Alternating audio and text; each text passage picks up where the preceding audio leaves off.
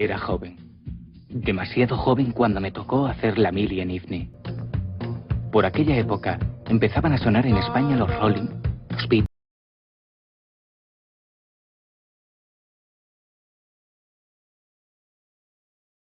Y yo quería conocer ese mundo libre e infinito que se dejaba entrever en aquel horizonte tan distinto del que vivíamos. Quería viajar. Y mira por dónde la mili, la puta mili, me llevó al quinto carajo. A un lugar donde había ocurrido una guerra que oficialmente nunca existió y de la que no se podía hablar. Era la africana 51 provincia. Un invento caprichoso y efímero de Franco, caudillo de España por la gracia de Dios, menuda gracia, como ponían las monedas de la época. Lo pasamos mal, muy mal, cabroncete.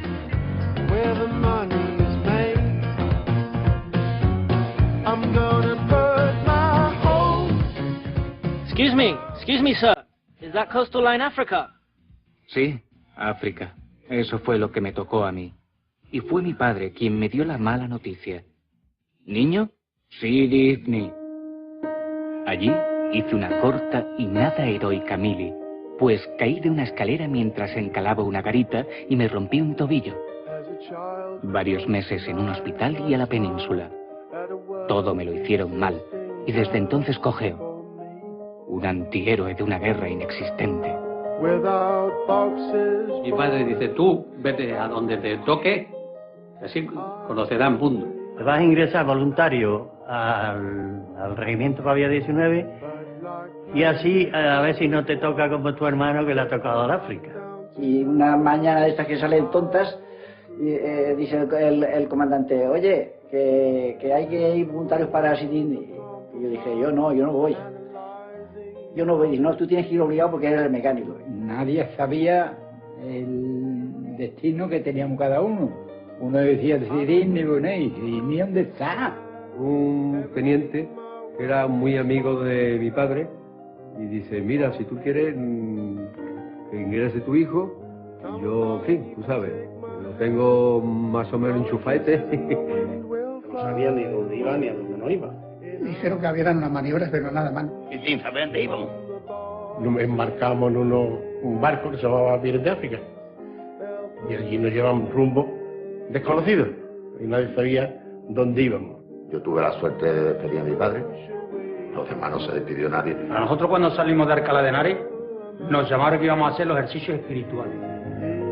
Aquel lugar lo recuerdo difuso y extraño, pues en el 69, cuando yo estuve junto al ajetreo de una ciudad próspera y acomodada, se respiraba un ambiente como de complot, para no hablar sobre su pasado reciente y de la guerra que allí se desarrolló.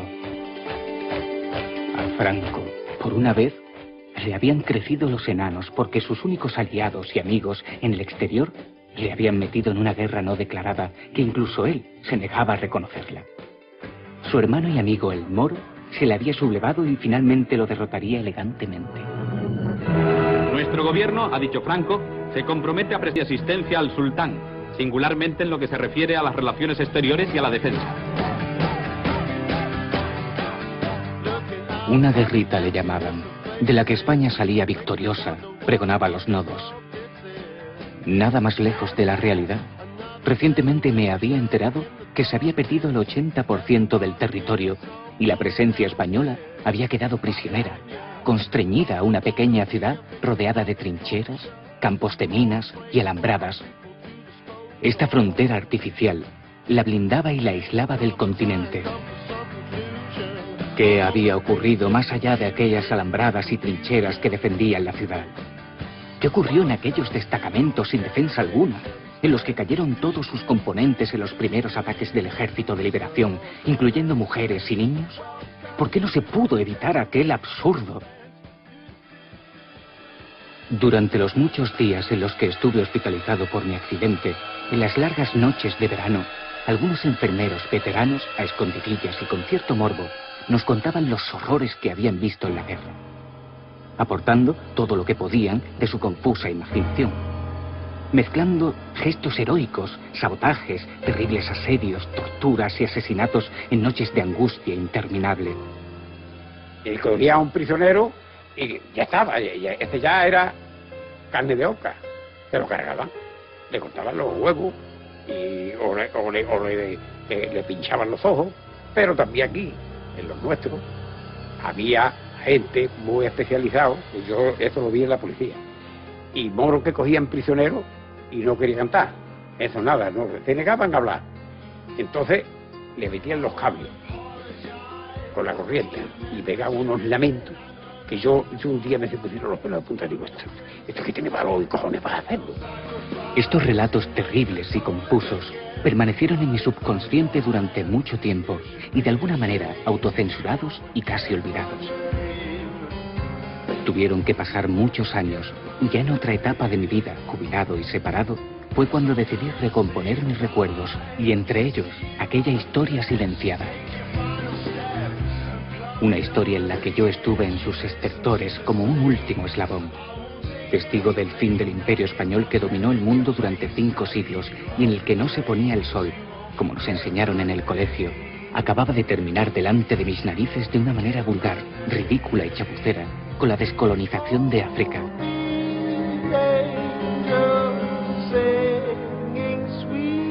Este viaje, que ahora comenzaba, ya había empezado meses antes de manera virtual, navegando por internet, donde fueron apareciendo foros, relatos, historias, blogs y un entramado creciente de aquella guerra que ya en la red se le llamaba la Guerra Olvidada. Fui encontrando gente que por primera vez salían del anonimato y contaban su historia en INSNI. Conecté con familiares que habían buscado a hermanos o amigos desaparecidos en aquellos territorios y también con gentes que pudieron repatriar a sus seres queridos 50 años después de que los perdieran en aquella inútil guerra.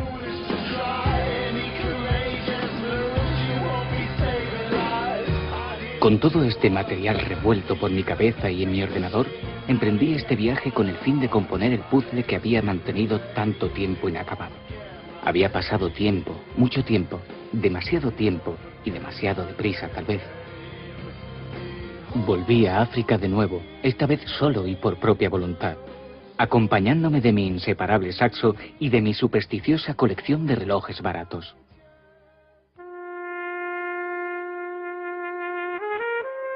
Ingresamos en el ejército en el mes de septiembre con una experiencia militar de 5 tiros de fogueo. En la cubierta del barco que nos transportaba, pues vimos por primera vez lo que era una granada de mano, donde sobre la misma cubierta trataban de, en plan acelerado, de explicarnos cómo funcionaba aquello, cómo se quitaba, cómo se avanzaba. Así que 18 días metió en un río Francolí 700 hombres, sin comer, en bodegas. Tú te puedes imaginar las ganas de guerra que llevábamos nosotros. Fue un error meternos allí. Que éramos todos de reemplazo, éramos gente que no teníamos experiencia ninguna. El desembarco era, bueno, como Cristóbal Colón cuando llegó a América. Una chalupa y venga Raima hasta que llegas a tierra. No había ni puerto de Maina, tuvimos que desembarcar en una lancha que había. Allí también hay lo que llaman la séptima ola, hay un oleaje muy fuerte y entonces había que tener muchísimo cuidado para que no volcara la barcaza. El barco se dobló, luego entonces nosotros teníamos que estar sujetando el barco, el agua hasta el cuello, con el macuto, el saco petate, el pico, la pala. Me echaron para atrás y la maleta se cayó al agua y se fue. La maleta no llevaba nada, ¿eh? La maleta no llevaba nada. De madera. Se nos mojó toda la munición. No nos hablamos porque yo no quiso. Es de risa, pero es así.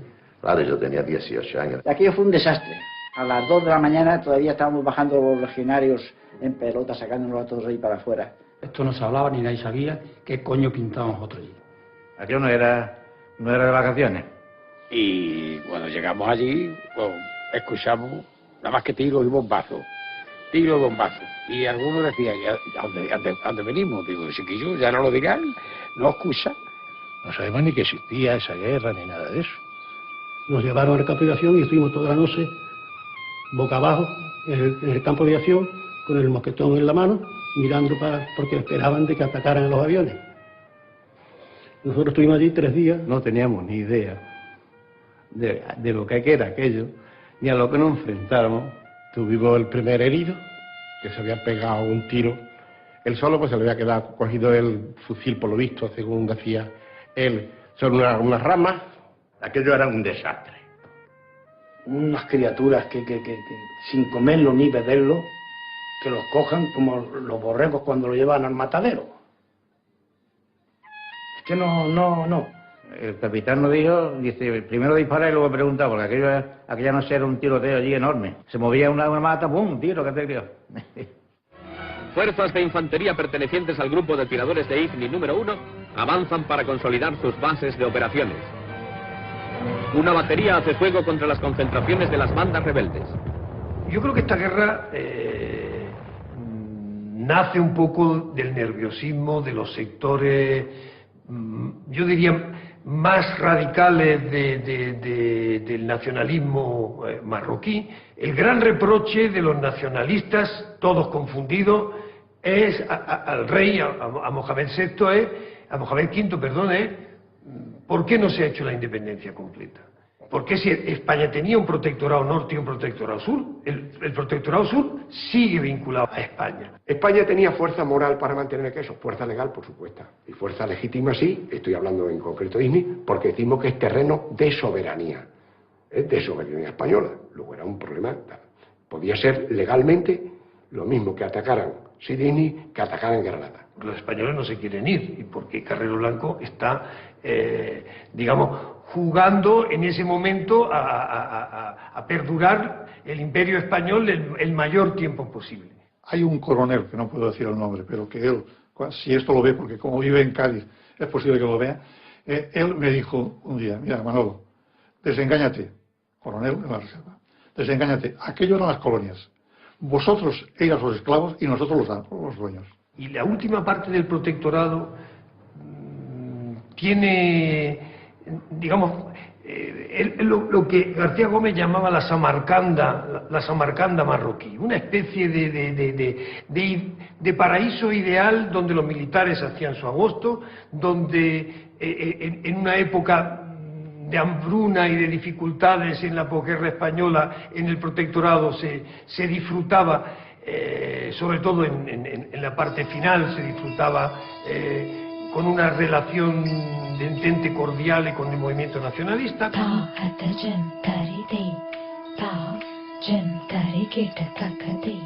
En mi viaje hacia el sur, fui buscando reliquias del antiguo protectorado español, Tetuán, Asilá, Larache.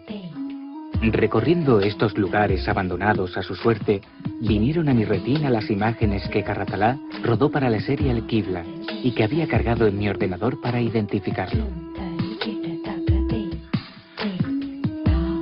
La rara sensación de ser testigo de la decadencia de lo español se acrecentaba recorriendo estos lugares. Tanta ruina y abandono me producían cierta desorientación histórica.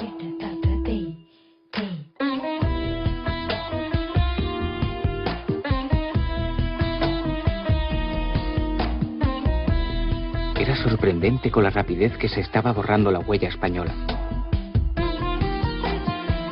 Ya casi nadie hablaba el castellano, salvo palabras relacionadas con el turismo o expresiones obtenidas de las retransmisiones deportivas, Barça, Iniesta.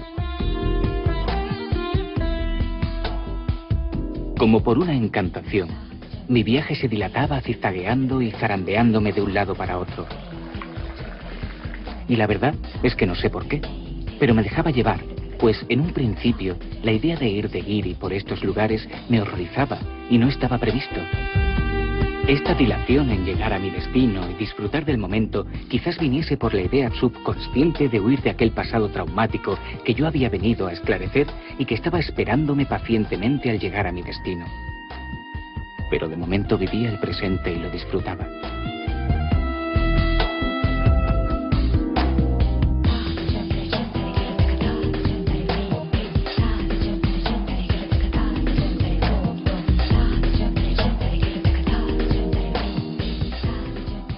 El ambiente que ve en el año 55 en IFNI era un ambiente distinguido, como venía siendo en los años anteriores. Cuando yo llegué en el año 56, allá, primero de 56, a la salida de la academia, pues el ambiente era totalmente de hermanamiento entre los nativos, como lo llamábamos, y los peninsulares, los hispanos. Cuando Marruecos recibe a su nuevo rey y se instaura la nueva monarquía, pues hay la retrocesión a Marruecos de la parte norte del protectorado, y entonces en la zona sur, en Iribin concretamente, pues llegan las noticias y el ambiente pues se levanta un poco en el sentido de que creían que ellos también iban a ser parte de esa independencia. Sin embargo, a lo largo de ese año 56, a partir de ese momento, empieza a haber ciertos focos, muy pocos, en el sur, en la zona de Sidi Ino. Hubo un problema porque cambiaron la bandera de España en el puesto y subieron la de Marruecos, volvieron a bajarla. Total, aquello produjo una incidencia que calentó un poquito el ánimo. Pero bueno, fueron pocos los incidentes del año 56. Esa es la guerra psicológica que teníamos allí cuando yo llegué. Los camiones, como se cuelgan ellos por todos lados, llenos de gente y pegando voces y con altavoces. Se paseaban por Isni, iban casi a tiradoras de Isni, y se paseaban delante de la batería. Es que yo creo que el gobierno de la época, aquello lo tenía pues como muy... no pasa nada. En Marruecos decía que no, pero estaba implicado en la guerra de liberación nacional, que para que juega cuando Barajas. Decía que no estaban implicados y Franco que era muy amigo de ellos, pero no. Hay cortes y barreamiento de pistas, hay cortes de líneas de comunicación. Y el general informó a Madrid. ¿Y Madrid qué contestaba? Pues reiteradas veces contestó que había que contemporizar, que no pasaba nada. El ambiente era malo. Y así va transcurriendo el año 57, hasta que se produce un atentado en el propio Ifni, donde matan a un capitán, un oficial moro del grupo de tiradores. Aquello ya fue una chispa. Como consecuencia de esto, España detiene a 8 indígenas dentro de Sidi y los desplaza a Fuerteventura. Esto hace que la reacción de Ifni, de la población de Ifni, se encrespe un poco hasta el punto que cierran todo el zoco y no abran los comercios ni los mercados.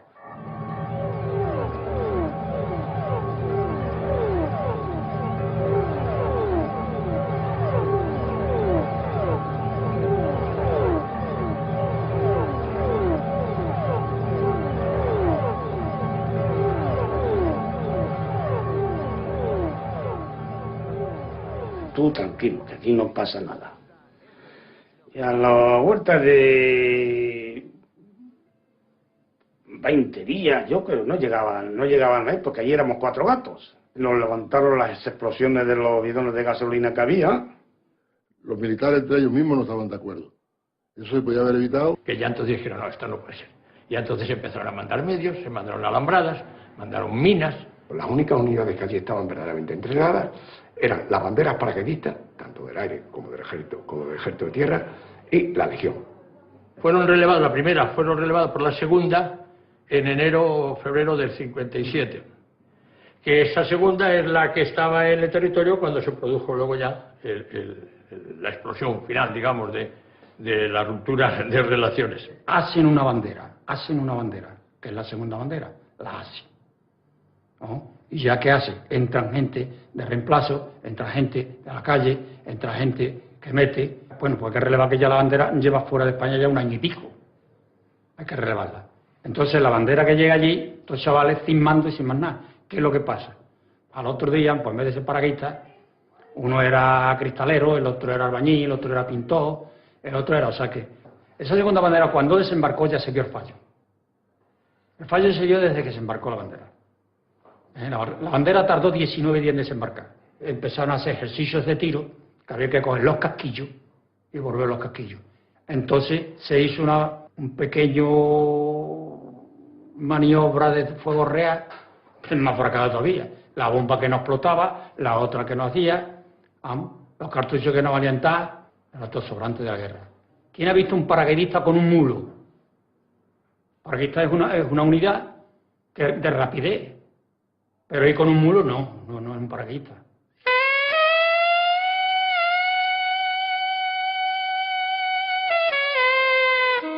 Poco a poco los kilómetros a Ifni se iban acortando hasta que finalmente llegué. La sorpresa surgió Cuando mi primer amanecer en Sidi Ifni, la bruma era la dueña del paisaje. Allí le llamaban la bruma fría, y que tan solo se da en verano. Por eso en la primavera que yo estuve no la conocí. Yo me imaginaba un verano sofocante y me encontré un refrescante verano noruego con temperaturas más frescas que la vecina Canarias.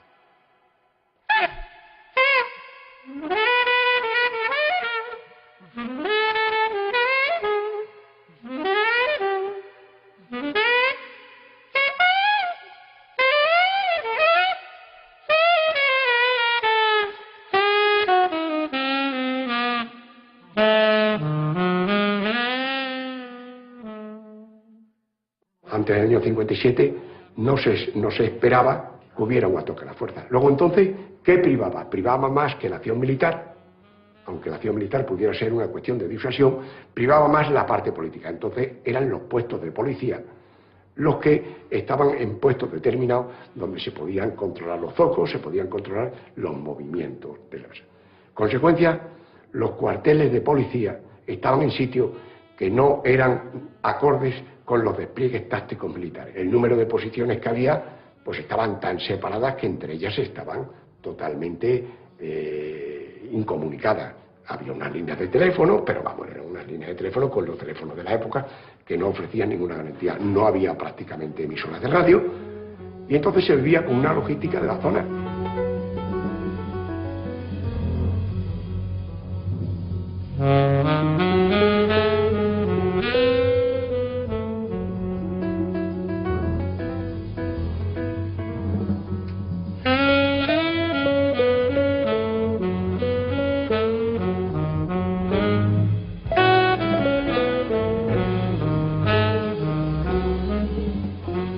Estados Unidos prohibieron terminantemente la utilización del material más moderno que ellos acababan de entregar dentro de los programas de ayuda militar. Debe ser cierto, por cuanto los primeros reactores ya estaban en servicio, funcionaba la escuela de reactores en Talavera la Real, con T-33, que hubiesen servido para el apoyo táctico llegado el caso. Se tiene que recurrir a los aviones que, aunque se podría ya calificar en esas fechas de verdaderas antiguallas, de veteranos de la Segunda Guerra Mundial, popularmente los bombarderos eran conocidos como Pedros y los cazas como Buchones.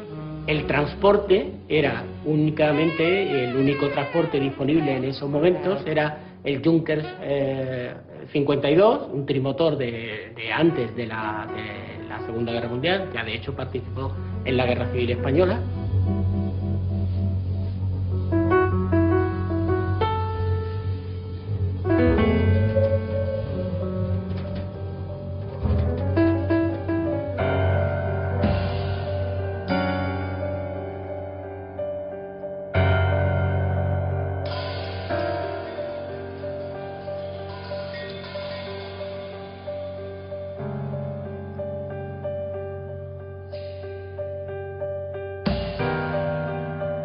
De noviembre, fecha en la que ya se estaban recibiendo en los últimos días, anteriores al 23, información de los propios franceses de que había un núcleo importante de Ejército de Liberación en Guillemín y que se tenían indicios de que iban a atacar el territorio.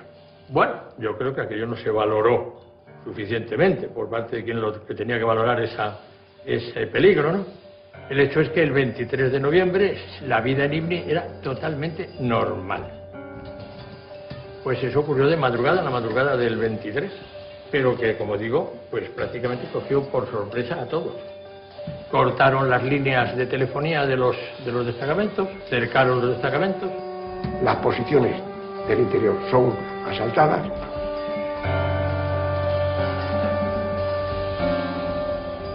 Hay una operación montada para haber asesinado a todos los oficiales españoles, porque gran parte de ellos estaban en el club de oficiales y otros estaban en el cine de la calle Sena.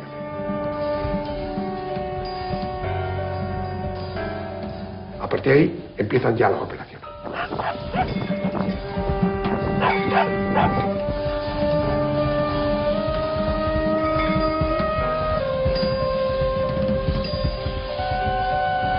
Salir de la ciudad, que era lo único que yo conocí en el 69, Era como traspasar el espejo del tiempo y adentrarme en territorios desconocidos, pero 1000 veces oídos. Telata, Tiliwin, Tiuxa, Tagragra, Uyarifen, Tabelkut eran algunos de los lugares previamente fijados y que obligatoriamente quería conocer.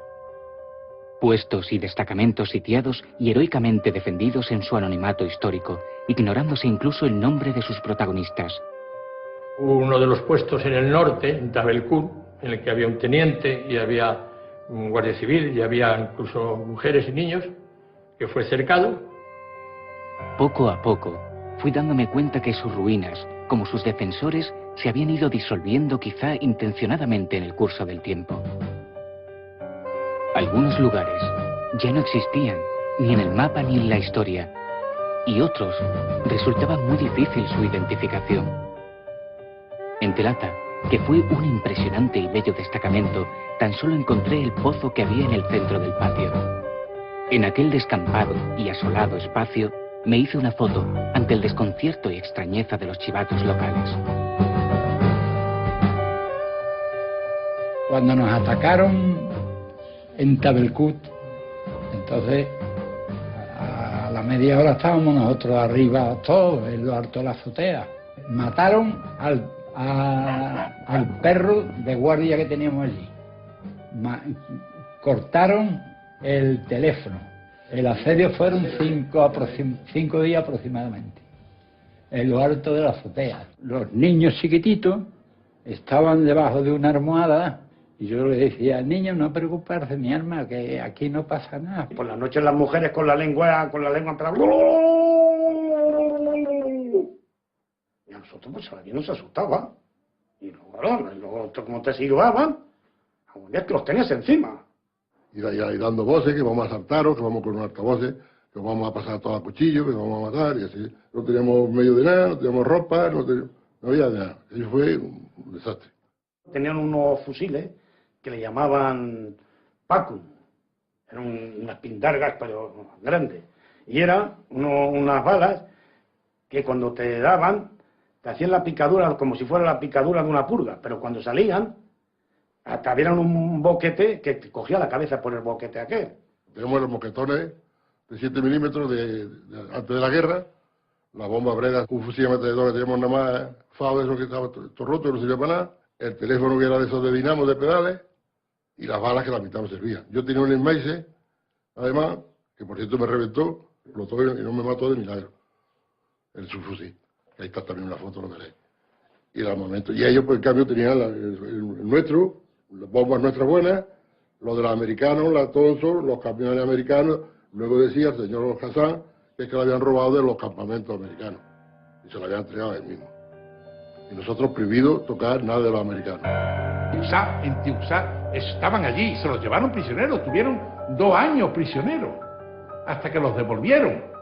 2 años hasta que los devolvieron. Vamos, que una señora de un guardia civil que estaba en estado dio a luz en Marruecos. Entonces fuimos a una cota que le llaman Tiligüí, que está entre Tiligüí y Tralata. Allí había un destacamento, allí estaban los militares con las mujeres y los hijos. Cuando nosotros fuimos allá, aquello era un horror, no había quedado nada. Habían abusado de las mujeres, habían matado a todos. Lo único que más me impactó fue un compañero, no lo conocía, pero era compañero, estaba en la guerra como yo, y estaba abrazado a una máquina ametralladora. Estaba deshecho. Allí le habían metido cientos de balas, le habían metido.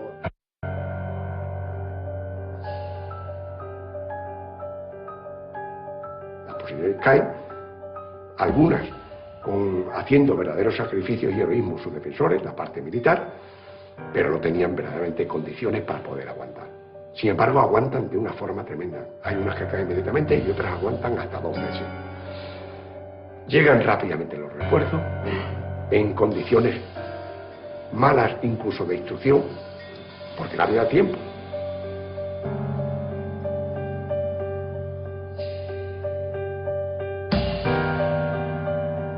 Como había una censura tan fuerte, para España no se veía nada. En las casas nuestras no se veía nada. No abrían las cartas, teníamos censura, tampoco podía poner nada, porque si ponía algo, te la quitaban. Así que aquí en España no se sabía nada, aquí estaba todo como una barca de aceite. Por eso hay un libro ahí que pone eso, la guerra ignorada, pero tan ignorada. Yo creo que lo principal era liberar a los puestos que estaban sitiados y retirar a los heridos, y retirar a los muertos y salvar lo que pudiéramos. Entonces el general consideró oportuno mandar una sección que protegiera a una unidad de sanidad, que iba un capitán médico con un auxiliar sanitario y una ambulancia para evacuar a esos heridos y tratar in situ a los más graves.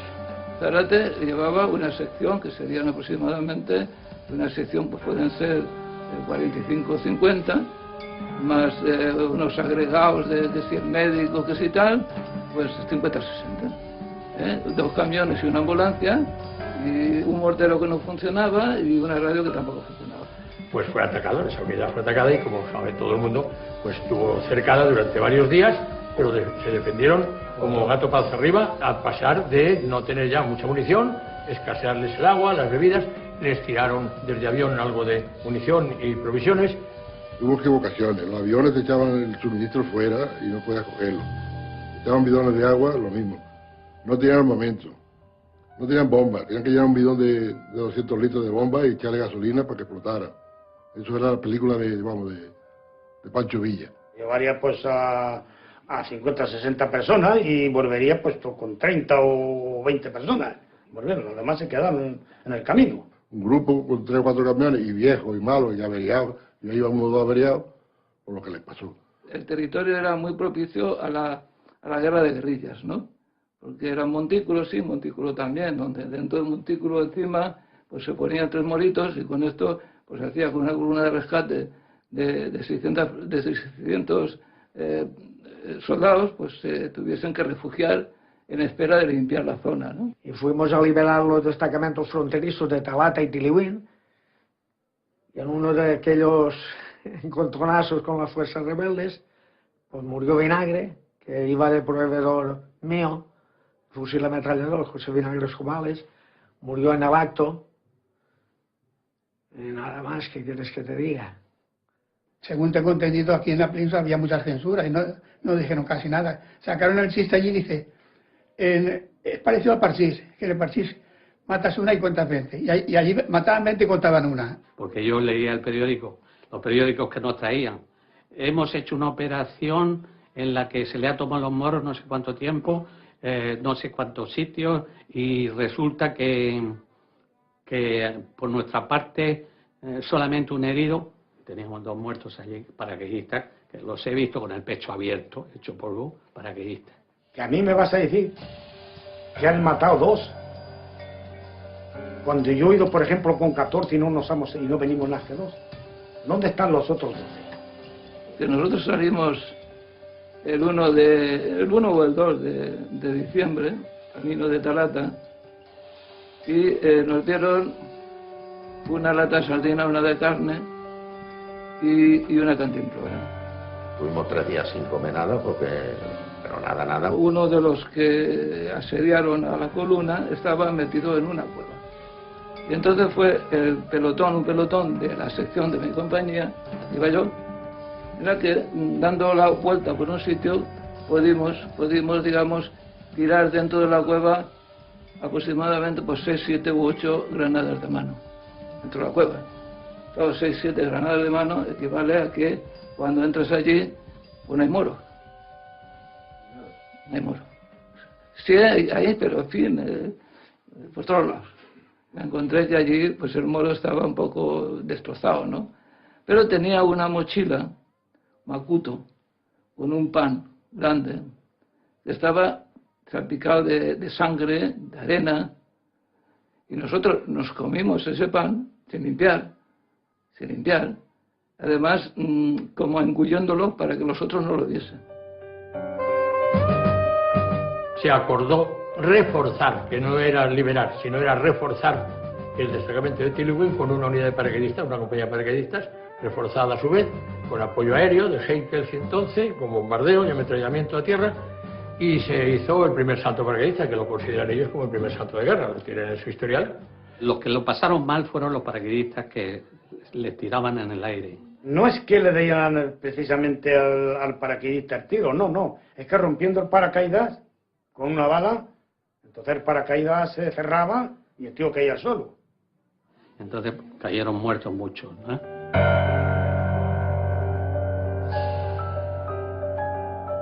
Lo que tenían eran carriles y los desmontaban y cortaban los pasos de la carretera. Entonces iba una sección al mando de un alférez que se llamaba Rojas Navarrete, y después había especie de unas canteras, una vaguada, una hondonada, y cuando llegaron allí les dijo vamos a comer. Se sentaron a comer y en aquel momento le entraron en la emboscada de los moros allí y los hicieron polvo. Uno o dos quedó. Cuando intentamos dar la vuelta nos rodearon. Y en fin, aquello fue una masacre. Los Navarrete cayó muerto, ¿no? Una gran muerte lo explosionó muy cerca y le echó el viento fuera. Yo lo vi caer. Tenía yo 17 años. El día anterior a que cayeran esos chavales, estuvimos nosotros, y yo era uno de ellos. Pero el teniente era un perro viejo, y puso centinela. Porque no, chiquillo con 20 años, alférez. Para esas cosas tenía que haber mandado a un hombre mayor, a un hombre más preparado. Mi hermano falleció el 7 de diciembre de 1957. En un acto de guerra.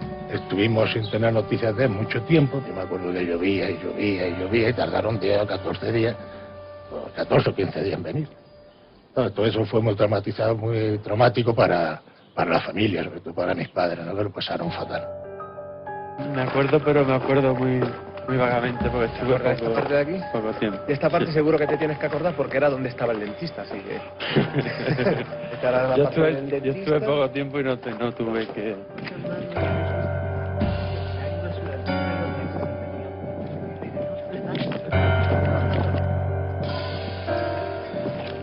El campanario. Aquí está la iglesia, que ahora la han reformado, la han puesto como mezquita, pero que es la iglesia.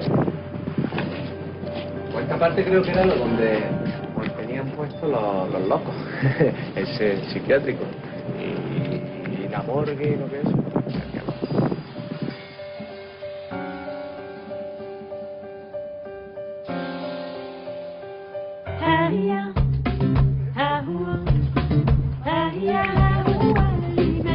Aunque como andaluz en verano llego a estar harto de luz, sol y calor, esta vez aquí estaba deseando de verlo, incluso de pasar calor, con tal de ver cambiar el paisaje, y así fue. Aquel día todo parecía más grande y profundo, luminoso y vital. Todo había cambiado y todo parecía más presente.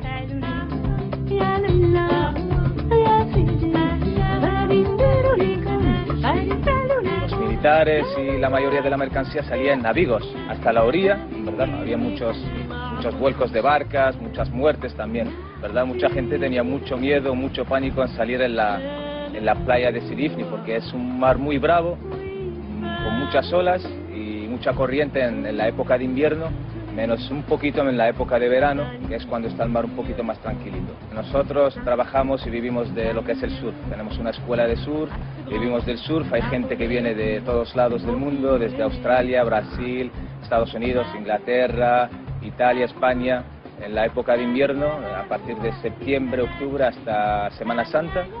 Y en verdad, gracias a la bravura del mar y lo fuerte que es, pues nosotros los que nos dedicamos al surf, a esta vida, pues podemos vivir, gracias a Dios, en época de crisis.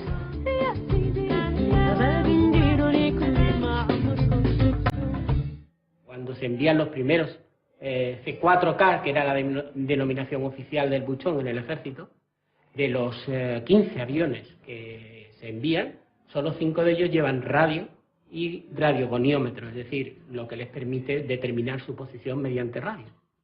Además han de hacer un vuelo a través del Atlántico, porque no se puede sobrevolar Marruecos, que excede con mucho la autonomía que ese avión tiene. La solución, obviamente, en todo tipo de aviones que han de hacer ese tipo de viajes, de aviones militares, es el colocarles depósitos auxiliares, depósitos externos, que que aumenten la capacidad de aforo del avión.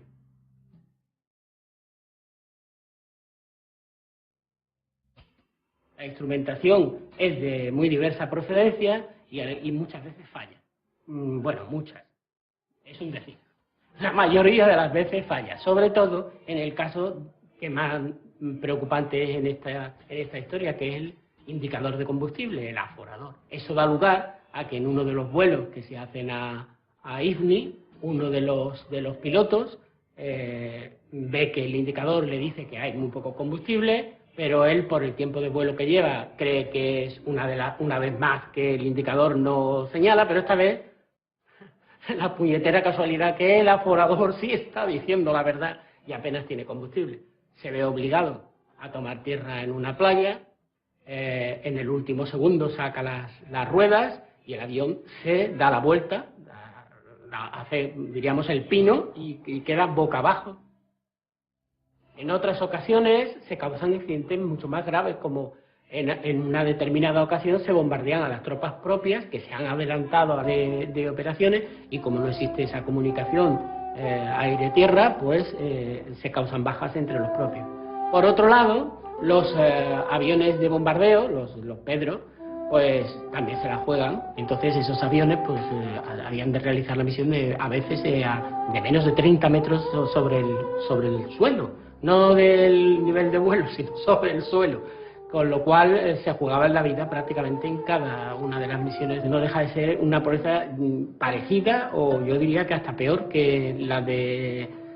peor en el sentido de mayor calidad que la de Lindbergh, pongo.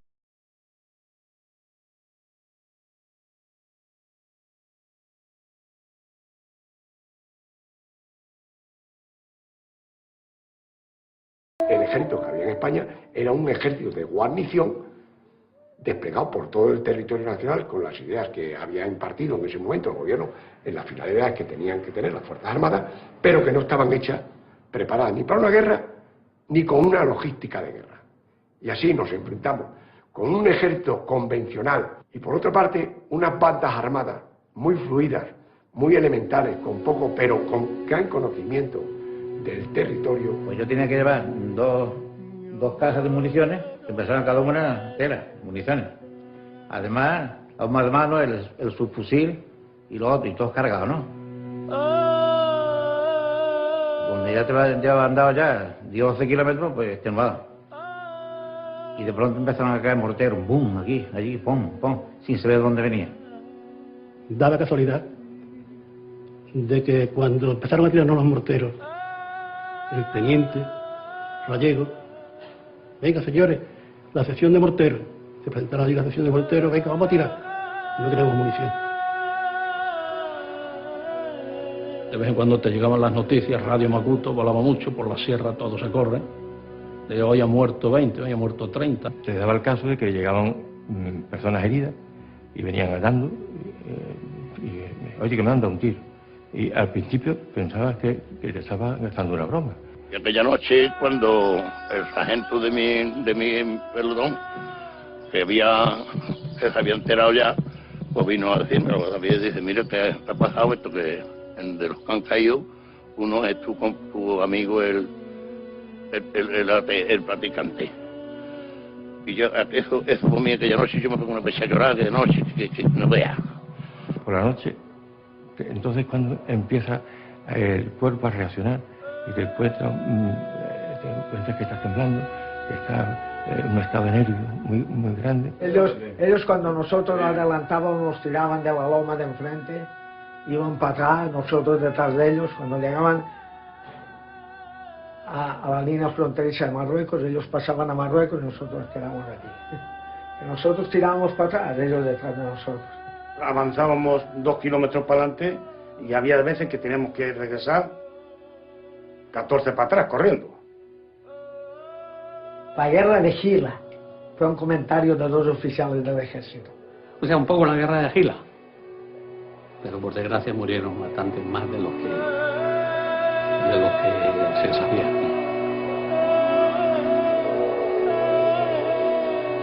Y entonces cuando llegaron, sí, llegaron las camillas y automáticamente me dijeron, oye, no es nada, no es nada. Y yo me acuerdo que le dije al teniente, no pasa nada, mi teniente, no es nada. Yo sé que, porque yo no sabía que tenía piedra colgando.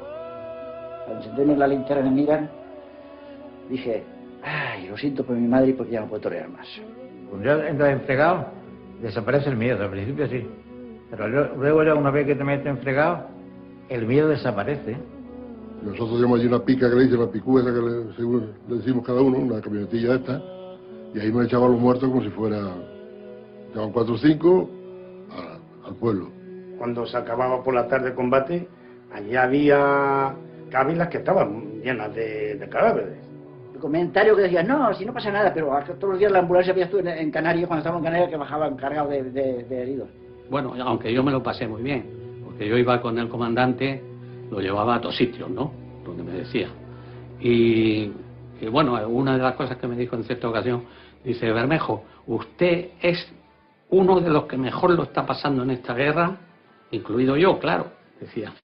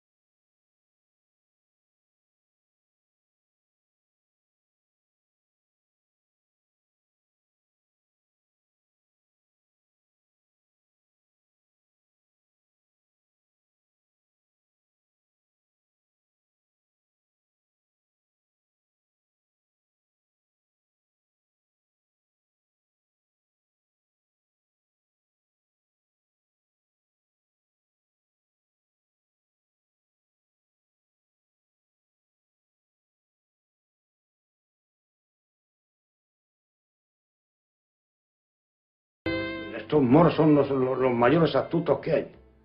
Porque un moro lo echas a un campo de aviación y se mete en el avión sin verlo. No se veían, no se veían. Se metían en el hoyo, se enterraban y ponían una mata de esas. Entonces nosotros, pues claro, nosotros íbamos avanzando y pasábamos por las matas esas, hasta incluso nos rozábamos. Yo no disparé mis morteros porque es que no sabíamos a dónde disparamos. Ya no nos fiamos más de nadie. Mata que víamos, que estuviera con las raíces, le pegábamos, a ver si estaba. Nos pusimos allí sentaditos a la sombra. Cuando nos dimos cuenta, estaban los camiones ardiendo. Digo, yo no sé por dónde se metieron, los bichos. Cortaban las carreteras, hacían una zanja, y cuando bajaban a taparlas, pam, se los cargaban. A esos chicos de esa villa se los cargaron casi todos así. Venían y nos rompían lo que es la alambrada y ataban con cuerdas y se marchaban. Y entonces tiraban de las cuerdas y dejaban el boquete para entrar a ellos. Había minas también depuestas, pero esta gente sabía demasiado y se pasaba y llegaba. Y entonces, ¿qué pasaba? Que al día siguiente pues decía, oye, le han cortado a fulanito el blanco, han degollado a uno, le han degollado a otro. Estábamos cagados vivos. Y la orden que era, quien dispare, que traiga blanco, negro o animal. Queremos pieza. Y claro, de noche en Mojetón no veías nada, era una oscuridad. Me cago en ti. Y escuchamos un jaleo, los mató, y nos dice, ¿esto qué hizo? Ten cuidado. Y nos liamos a tiro. Y era un pobre borrico. Nos lo cargamos, sí, claro. Y nosotros que sabíamos lo que era. La vida, un desastre. El ejército entonces no era el ejército de hoy. Lo puedes suponer, 50 años atrás. Hambre, miseria y caos, un caos total. La comida fatal. En principio muy mal, pasamos hambre, los 3 meses primero pasamos hambre, después ya no. Ya empezaron después los paquetes nuestros de la familia y todo el tema. Después ya comíamos, pero mal. Unas habichuelas grande negra, con un pellejo que podía dar unos zapatos con el pellejo. Los moros tenían las cáscaras de los higos chumbos, las secas, para comérselas. Está muy rica, ¿eh? Bueno, pues cuando íbamos para allá le dábamos la patada, tiramos. Cuando venimos para acá, como no teníamos que comer, no la comimos. Es que fue toda una sinvergüencería la guerra aquella. Luego llega lo de las Navidades y toda España se vuelca con nosotros. Mandaron allí de todo, de tabaco, agua, leche, bueno, de todo, de turrones, de todo. Y aquello se perdió, más de la mitad se perdió. Se llevaron a los economatos, lo vendieron ellos a su manera, y a nosotros nos dieron una botella de sidra del gaitero a 10.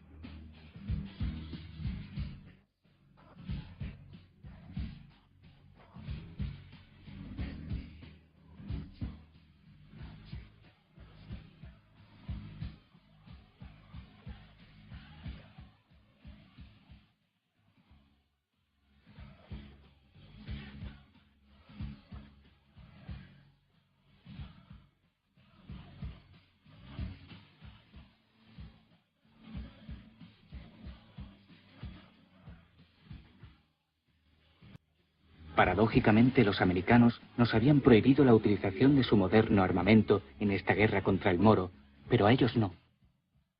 A nosotros les bastó con darnos uniformes de segunda mano que utilizaron las tropas americanas en Corea, con lo que, repasando algunas fotos, se me superponía una imagen carnavalesca de la situación, que se completaba con la versión española de la visita de Marilyn Monroe y Bob Hope a Corea.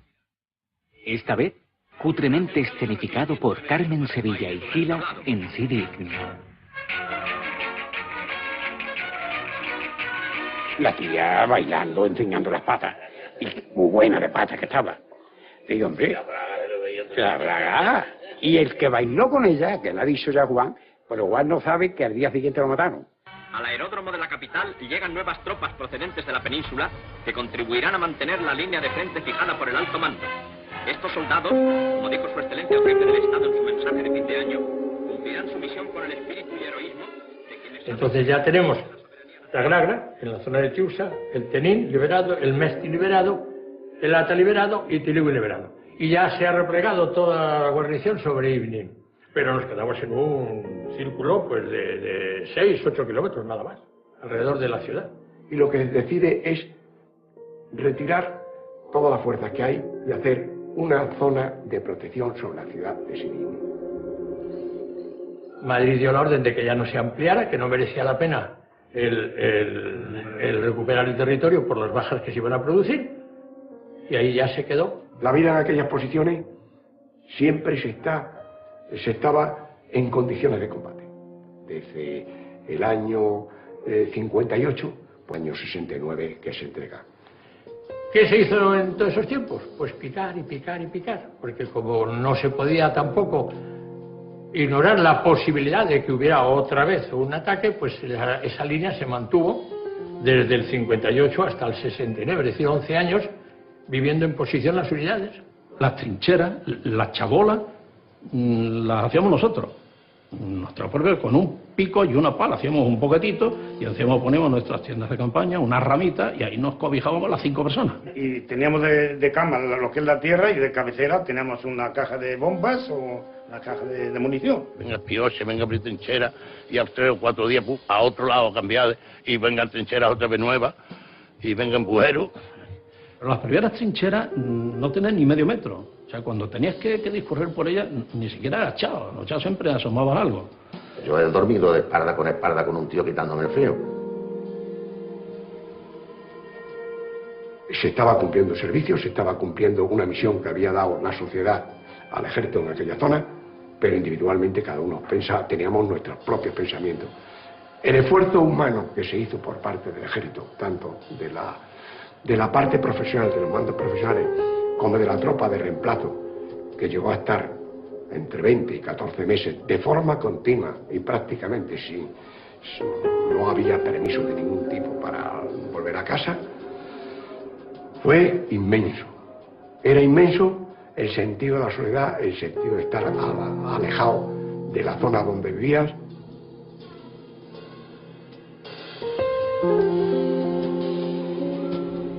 Era ya al atardecer y me viene con la boca abierta una serpiente, saco la pistola y en mi vida he pegado un tiro más certero.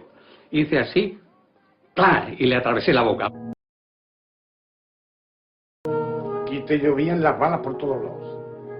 Nos infilaban como el cazador que está esperando que salga el conejo del cabo para pegarle el tiro. Y a la derecha mía estaban el teniente y el ayudante. Y detrás de mí había el compañero que le llamaban Molina, porque cantaba como Molina, por eso le llamaban Molina. Y el teniente me decía, no te muevas, Palomares, que han matado a Molina. No te muevas. Me enfiló un moro y cada vez que me pegaban la ráfaga, a mí me caían todos los pinchos aquellos, me caían encima de la espalda. Y el teniente, no te muevas, no te muevas. Y me dijo un compañero, mira Palomares, mira cómo corre. Y conforme salió corriendo, ahí sí que la tenacé. No sé si lo maté o no, pero le di. Yo sí he visto un moro, he procurado a ver si lo podía cazar. Entonces, que me cazaba era a mí. Si yo veo a mi padre que viene de frente o veo a mi hermano, le tiro. Si veo que viene a por mí, le tiro.